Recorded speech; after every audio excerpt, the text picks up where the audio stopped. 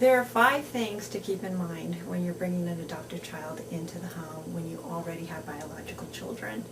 And the first one is defining an adoption to your child. Now this depends on the age of the child, but the younger they are, the more explanation that they'll need about what adoption is. And we have a very easy way of doing that when you're a believer, because one of the ways you can define it is the way that Jesus was adopted into his own biological family.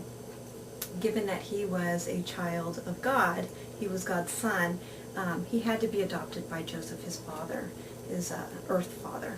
And he had biological siblings that he had to live with. So that's one of the ways that you can explain adoption to a younger child when you are a believer.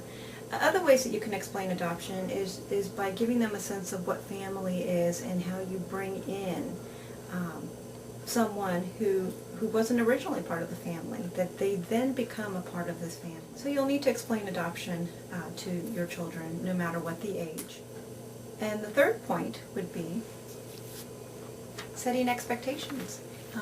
You would need to set expectations in terms of what's going to change. Now this is the crux for your biological child of what's going to be happening.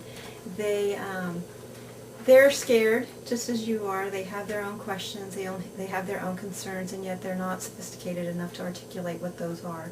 So you will need to be preemptive in setting up the expectations for the child, meaning that there's going to be changes in time that is spent with them. There's going to be changes maybe in routine. There will be changes in other people being involved in the family that they weren't accustomed to, that are now going to be called family. And I'm not referring to the adopted child, but to first moms, first dads, and their extended family. So set up those expectations ahead of time. Think through what changes are going to happen to your child. And then you want to give them a role. Give them a role of possibly being a helper, and this is something you can discuss as a family. Figure out what they would like to do in terms of being the older sibling, what they want to be, the assistant, the helper, the person who goes and gets the diapers. Again, set that up with your family and give them a role so that they feel important and purposeful with this child. And the last thing is to stay open to questions. Like I said, they're scared, and they have their apprehensions as well. So be open, be aware of your own reaction to their questions. Because if they get a sense that you're scared about what they're asking, or you feel a little threatened, they may back off and not ask any questions.